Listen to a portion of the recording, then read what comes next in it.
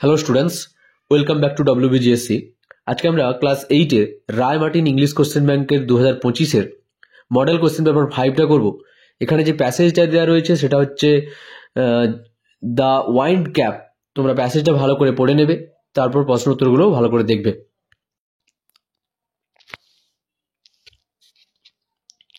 The lad wanted to be a sailor. তারপরে দেখো, ছেলেটি একটি নাবিক হতে চেয়েছিল।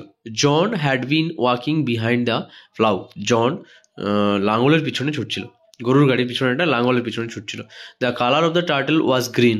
কচ্ছপটির রং ছিল সবুজ। এবার তোমাদের কমপ্লিট দ্য ফলোয়িং সেন্টেন্স দিয়েছে, ড্যাশ পূরণ করতে হবে। When John was done with ploughing he plucked the turtle from his head and found that it had turn into a tiny green fairy man. John যখন চাষ করা শেষ করছিল তখন সে তার মাথা থেকে কচ্ছপটা তুলে নিয়ে দেখেছিল যে সেটা একটা সবুজ পরীর মানুষে বা মায়াবী মানুষে পরিণত হয়েছে, রূপান্তরিত হয়েছে। The tiny fairy man stood upon John's palm and bowed. ছোট্ট পরীর মানুষটি জনের তালুতে দাঁড়িয়ে নমস্কার করছিল। Answer the following questions. Why did the boy's mother not want him to be sailor. কেন ছেলেটির মা চাইতো না সে একজন নাবিক হোক? The boy's mother did not want him to be a sailor because she believed he knew nothing about the sea and was more suited of farming, knowing the turn of the season and smell of the soil. ছেলেটির মা তাকে নাবিক হতে দিতে চাননি কারণ তিনি বিশ্বাস করতেন যে সমুদ্র সম্পর্কে সে কিছুই জানে না এবং চাষাবাদে বেশি উপযুক্ত ছিল ঋতুর পরিবর্তন এবং মাটির গন্ধ সম্পর্কে জেনে নেওয়া।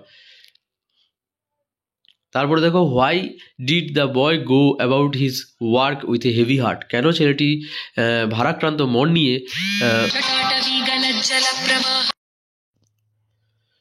Why did the boy go about his work with a heavy heart. The boy went about his work with a heavy heart because he wanted to be a sailor but could not follow his dream due to his mother's disapproval. ছেলেটি ভারাক্রান্ত মন নিয়ে তার কাজে চলে গিয়েছিল কারণ সে নাবিক হতে চেয়েছিল, কিন্তু তার মা অনুমতি না দেওয়ায় তার স্বপ্ন অনুসরণ করতে সে পারেনি। Why did John put the turtle on his head. কেন জন তার মাথার উপরে কচ্ছপটিকে রেখেছিল? John put the turtle on his head to keep it safe while he continued ploughing. John কচ্ছপটিকে মাথার উপরে রেখেছিল যাতে এটি নিরাপদ থাকে যখন সে চাষ চালিয়ে যাচ্ছিল বা যখন সে লাঙল করছিল।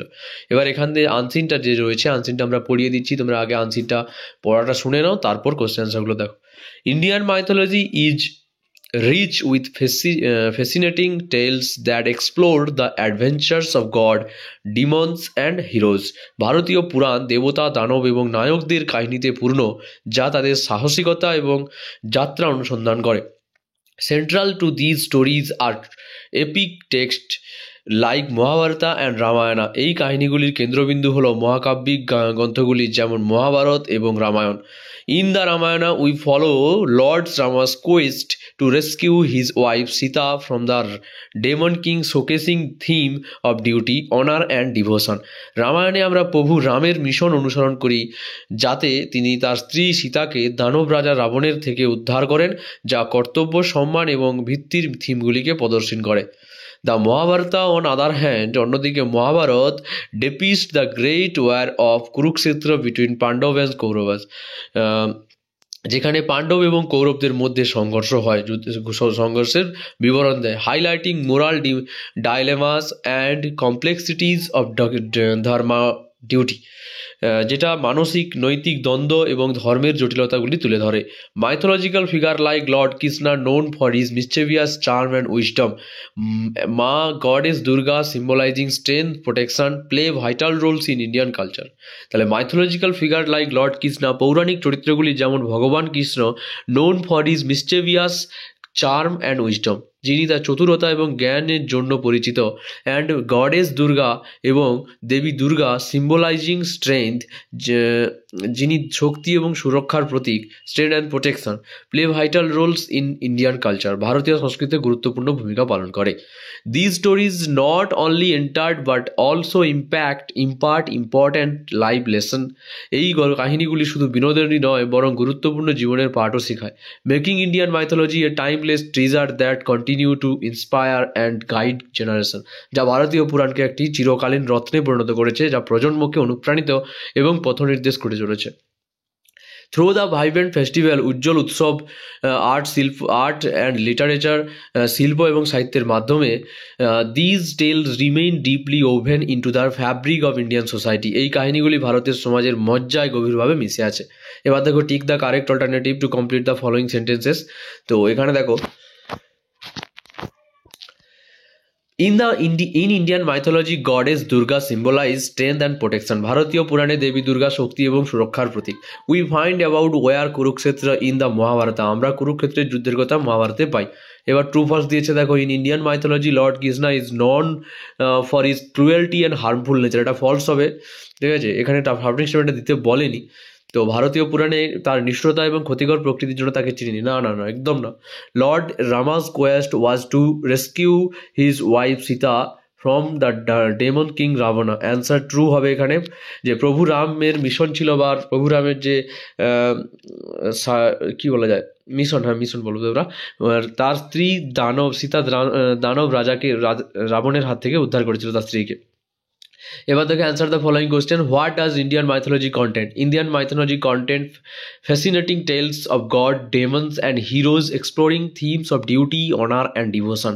ভারতীয় পুরাণে দেবতা, দানব এবং নায়কদের মজাদার কাহিনী রয়েছে, যা কর্তব্য, সম্মান এবং ভক্তির থিমগুলি তুলে ধরে। What is the significant of Indian mythology? Indian mythology is significant because it imparts important life lesson, inspire and guide generation and remains deeply woven into Indian society through a festival, art and literature. যে ভারতীয় পুরাণ এবং গুরুত্বপূর্ণ কারণ এটি গুরুত্বপূর্ণ জীবনের পাঠ শেখায়, প্রজন্মের পর প্রজন্মকে অনুপ্রাণিত করে এবং উৎসব, শিল্প ও সাহিত্যের মাধ্যমে ভারতীয় সমাজে গভীরভাবে মিশে আছে। পরে দেখো গ্রামার অ্যান্ড ভোকাবুলারিতে কি দিয়েছে, her misconduct shocked me, change the voice, এখানে ভয়েস চেঞ্জ করতে বলেছে। তো এর উত্তরটা দেখো, I was shocked by her misconduct. তার অসৎ আচরণ আমাকে হতবাক করেছিল। The water is very cold, we can not swim in it. তো join the pairs of sentence using infinitive, তো টু দিয়ে যোগ করতে হবে। The water is too cold to swim in. তো এটা তোমাদের অ্যান্সারটা দেওয়া থাকতে পারে কোনো কোনো সময় কোশ্চেন লিখতে বলতে বলতে, ঠিক আছে, তোমরা ভালো করে এইটা ভালো করে রাখবে, এটা 10 পর্যন্ত তো লাগবে তোমাদের। He could not walk further as he was retired. Underline the clause and state his kinds.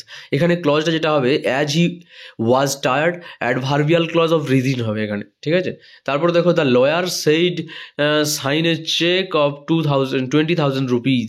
তো লয়ার এখানে কি বলেছে, সেইড বলেছে, মানে এটা ইম্পারেটিভ সেন্টেন্সে ন্যাশন চেঞ্জ করতে বলেছে, তার জন্য এখানে কি করছি আমরা দেখো, লয়ার ইনস্ট্রাক্টেড করতে বলেছি, নাহলে তোমরা এখানে অর্ডার করতে পারো, ঠিক আছে, বা সাজেস্টেড করতে পারো, to sign a cheque of 20,000 rupees. Okay, তারপরে দেখো ট্যাগোর, এবারে উইন এখানে ব্র্যাকেটে দেওয়া আছে দ্য নোবেল প্রাইজ ইন 1913। 1913 খ্রিস্টাব্দে রবীন্দ্রনাথ ট্যাগর কী করেছিল, নোবেল প্রাইজ পেয়েছিল। কারণ ওটা যেহেতু পাস্ট টেন্সে আছে, অতীতকালে আছে, তার জন্য আমরা এখানে কী করেছি, Tagore won the Nobel prize in 1913। তারপরে দেখো ইট ওয়াজ, এখানে পসিবল দিয়েছে, তো সঠিক প্রেফিক্স বসাতে বলেছে। প্রেফিক্স মানে সামনে কিছু একটা বসাতে হবে। তো it was impossible for the hunter to catch the deer, ঠিক আছে, ইম্পসিবল হবে। He remembered what he had seen the night before. Rewrite the sentence by replacing underline word with its antonymy. তো এখানে কী হবে, হি ফরগট হবে। Remember থেকে কি আমরা করবো, ফরগেট, মানে ভুলে গিয়েছিল, মনে করা, ভুলে যাওয়া। তারপর দেখো 8 দাগের কোশ্চেন কি বলেছে, হি ওয়ান্টস